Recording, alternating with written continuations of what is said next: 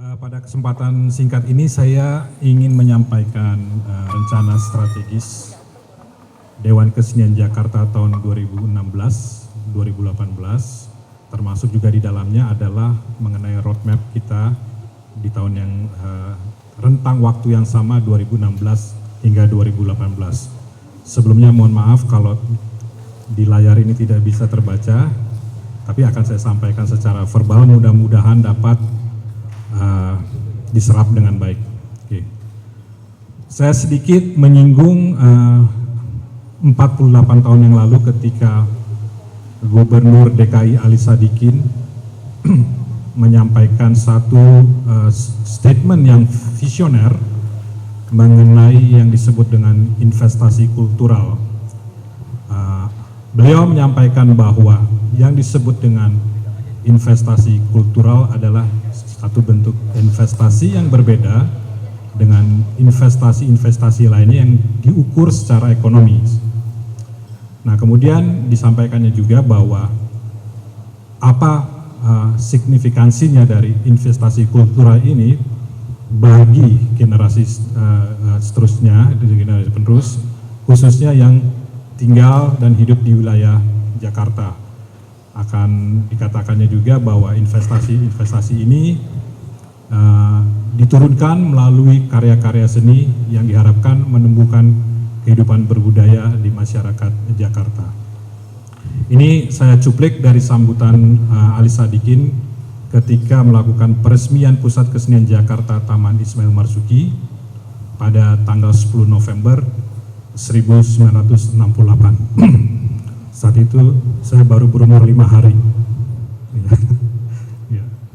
Kemudian ini satu memori atau memo penjelasan mengenai landasan pembentukan Dewan Kesenian Jakarta yang dikutip dari Pedoman Dasar Dewan Kesenian Jakarta, lampiran surat keputusan Gubernur DKI tanggal 7 Juni 1968, bahwa tersebut bahwa Dewan ini bernama Dewan Kesenian Jakarta. Dia merupakan dewan karena tugasnya yang hanya terbatas kepada policy making. Dalam menentukan policy-nya ini, dia merupakan himpunan dari para seniman yang berbeda-beda tentang seni. Karena itulah dia lebih tepat dinamakan dewan, karena merupakan tempat pertemuan dari pelbagai titik pandangan yang akan membentuk suatu policy kesenian. Rentang waktu 48 tahun hingga kini Dewan Kesenian Jakarta, apakah itu pemikiran-pemikiran, gagasan maupun landasan-landasan lainnya, ada yang tetap terpelihara, ada yang direvitalisasi, dan ada juga yang diperbaharui. Oleh karena itu, kami sepakat untuk meluncurkan atau membuat satu rencana strategis untuk Dewan Kesenian Jakarta untuk masa waktu 2016-2018. Mengingat seperti disampaikan oleh Mas Irawan, banyak juga perubahan-perubahan yang muncul di sekitar kita yang harus kita cermati dan harus kita sikapi, dan tentunya bagaimana kita melihat peluang-peluang ini untuk masa mendatang. Baik, saya mulai. Yang pertama adalah tujuannya. Yang pertama, mengembangkan dan memenangkan Jakarta melalui kesenian sebagai simbol peradaban. Kemudian memberdayakan fungsi kesenian dalam kehidupan masyarakat Jakarta agar tercipta empati yang berbuah kearifan pemikiran dan tindakan. Untuk mempermudah kita mencerna statement ini, bahwa kita meyakini bahwa seni itu bisa menjadi indikator, kalau dikatakan, kebugaran intelektual. Seni bisa menjadi media ekspresi untuk masalah-masalah sosial, dan juga kita bisa mengatakan seni bisa menjadi penyeimbang kesehatan psikologis. Yang kita harapkan juga bahwa dalam konteks keberadaan kita di Jakarta, kita mengharapkan bahwa menumbuhkan atau mendukung lahirnya atau terciptanya masyarakat yang berbudaya, yang arif secara pemikiran dan tindakan, dan jauh dari tindak anarkis. Jadi inilah bagian dari tujuan kita merancang rencana strategis ini. Kemudian ada satu peluang yang bagus antara pemerintah DKI Jakarta dan DKJ bagaimana membangun mutualisme, terutama kita lihat dalam perspektif kerjasama, dukungan, serta tentunya banyak hal yang bisa dilihat, irisan-irisan yang bisa kita kelola dengan baik untuk kepentingan pengembangan kesenian di Jakarta. Jadi yang dibentuk adalah kemitraan strategis antara pemerintah DKI dan DKJ yang ujungnya tentu kembali untuk mengembangkan kesenian di Jakarta yang berkualitas internasional. Ini menjadi satu penekanan baru yang berkualitas internasional. Akhirnya kami melahirkan satu visi baru buat Dewan Kesenian Jakarta, menjadikan Jakarta sebagai kota seni terdepan di dunia. Bahwasanya kita meyakini bahwa potensi-potensi yang bisa kita kelola, kita munculkan, dan kita angkat dengan standar-standar kualitas internasional, apakah perwujudannya melalui program-program yang berkualitas internasional, museum-museum yang berkualitas internasional, dan hal-hal lainnya yang bisa kelola seperti ruang-ruang publik yang berbasis seni. Bagaimana kita mencapai visi besar kita menjadikan Jakarta sebagai kota seni terdepan dunia? Tentunya kita harus mempunyai misi yang harus kita tetapkan, yang harus kita jalankan. Ada 3 poin yang akan saya tekankan di sini. Yang pertama menyangkut infrastruktur kesenian.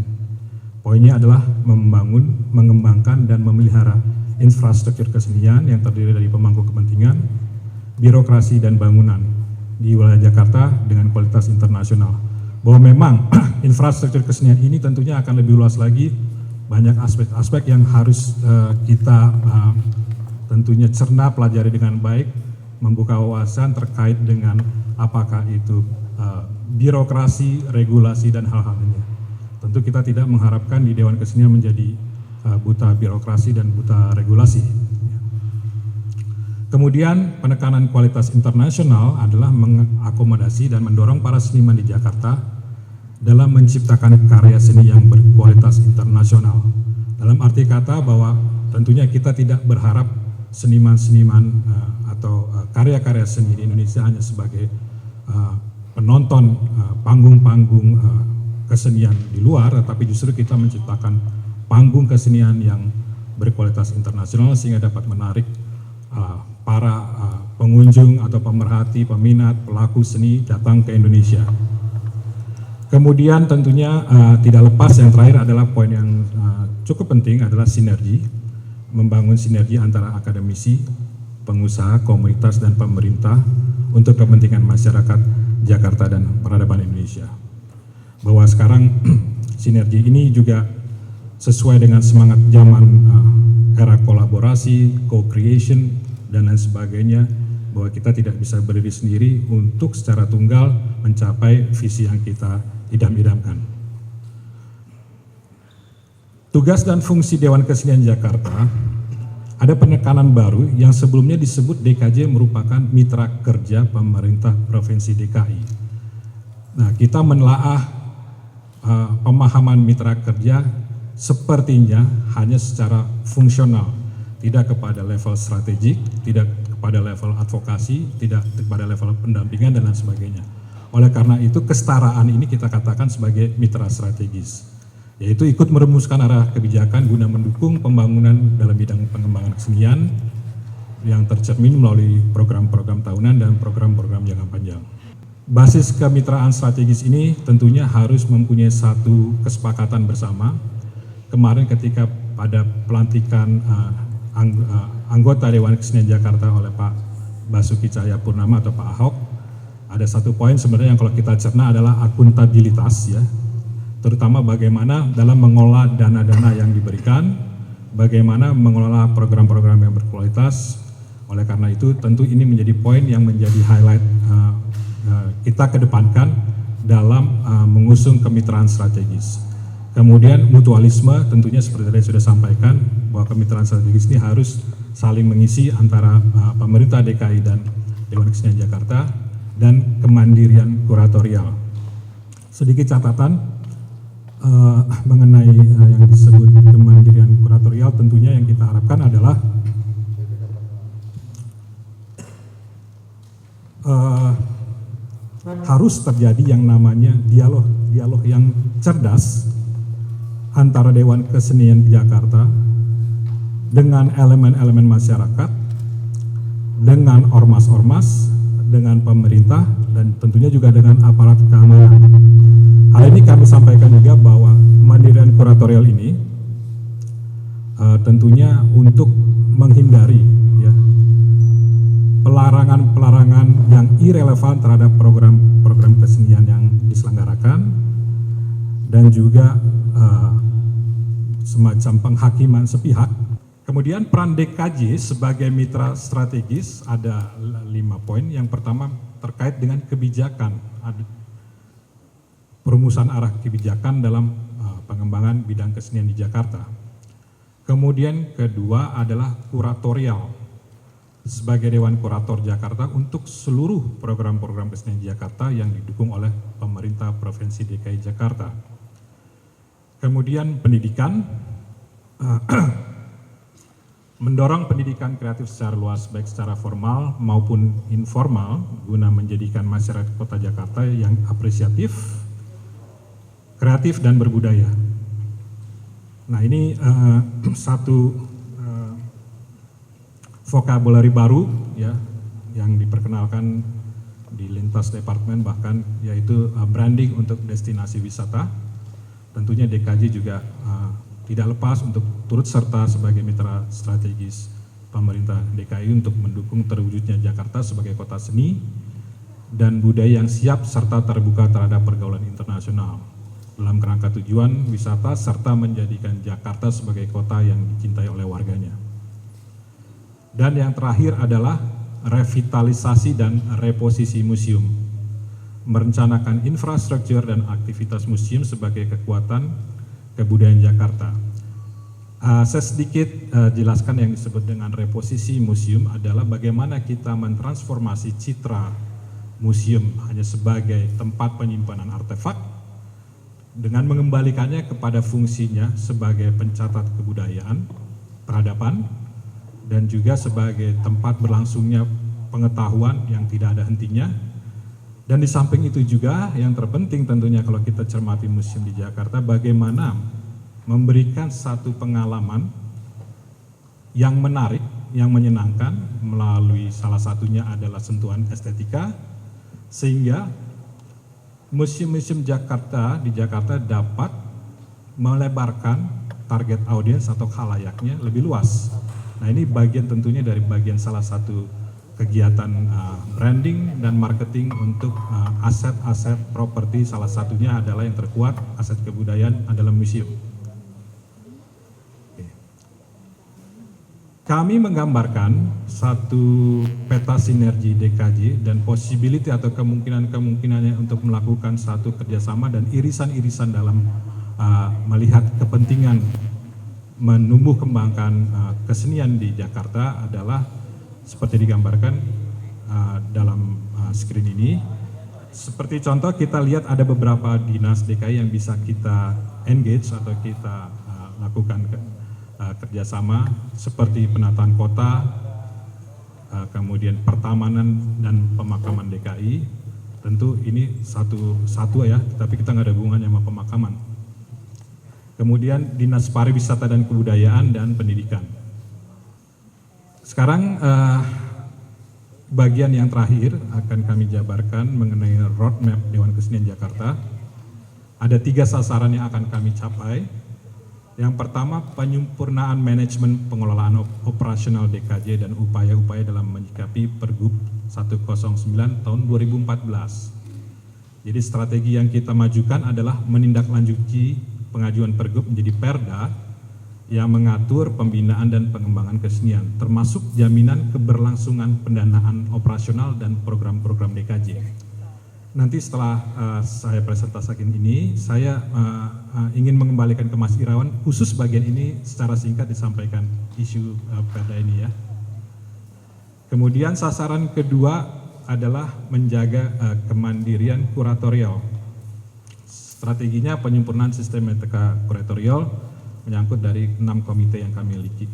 Jadi bagaimana kita membangun, salah satu contohnya adalah membangun standarisasi pengajuan proposal untuk program-program kesenian yang ditujukan kepada DKJ. Dan juga tentunya kita harus juga memberikan sosialisasi kuratorial mengenai konteks kuratorial kepada para seniman dan masyarakat luas. Dan sasaran yang ketiga adalah perwujudan revitalisasi dan reposisi museum. Nah, strategi yang bisa dilakukan adalah inventarisasi dan kuratorial aset-aset kesenian dan kebudayaan yang terkait dengan bidang film, musik, sastra, seni rupa, tari, dan teater. Baik, terima kasih. Demikian paparan singkat mengenai rencana strategi. Dan kembali saya kembalikan ke Mas Irawan khusus untuk menjabarkan tentang menyikapi Pergub 109/2014. Silakan, Mas. Masih ada hal yang sebetulnya menjadi problem kita bersama adalah soal perizinan, ya, perizinan untuk beberapa pagelaran-pagelaran. Tentu kalau itu kaitannya dengan keamanan itu saya kira memang tidak ada masalah karena memang soal bagaimana pengendalian massa dan segala macam. Tapi kami beberapa kasus kemarin yang ada di tim Dewan Kesenian Jakarta adalah sebetulnya begini, sebetulnya kami tetap menolak adanya intervensi dari pihak keamanan yang tadi Danton sudah bicarakan. Ini tentu kita bisa bicarakan gitu ya, tetap dengan memakai paradigma yang saya sebut sebagai residu Orde Baru, yaitu mengontrol kesenian. Saya kira ini sudah seharusnya betul-betul harus dibangun paradigma bersama terhadap semua stakeholder negara ini. Karena begini kawan-kawan, saya kira memang tugas keamanan sudah wajib mendukung dan memelihara konstitusi kita. Dan salah satu konstitusi kita adalah berbunyi kebebasan ekspresi. Jadi sekali lagi memang itu yang jadi PR kita, dan mudah-mudahan sebetulnya bisa pihak keamanan atau negara ini bisa diyakinkan bahwa perubahan paradigma dari sumber daya alam menjadi sumber daya kreatif itu berbasis pada kebebasan berpikir. Dan DKJ selama tahun 68 sudah mati-matian dan kita coba terus-menerus untuk kita perjuangkan, berhasil saya kira berhasil untuk menjadi simbol bahwa masyarakat Indonesia sudah sangat maju dan cukup cerdas untuk memilih karya-karya sendiri dan mengkurasi karya-karya seni sendiri. Ini yang jadi penting, dan saya kira terlihat bahwa sebetulnya pertunjukan-pertunjukan kesenian kita selama ini tidak melahirkan para penonton yang kemudian menjadi fundamentalis atau menjadi teroris gitu loh. Ini sebuah data yang sudah ada gitu ya, sudah jelas bahwa saya kira beberapa menteri misalnya Riza Ramli dulu juga sangat dekat dengan W.S. Rendra gitu. Jadi mereka juga sejak muda menonton karya-karya seni yang memang lebih mencerdaskan, lebih memperhalus empati gitu ya. Sementara kawan-kawan lain yang salah paham ada mungkin juga jauh dari kesenian, saya kira itu. Kemudian kaitannya dengan perda.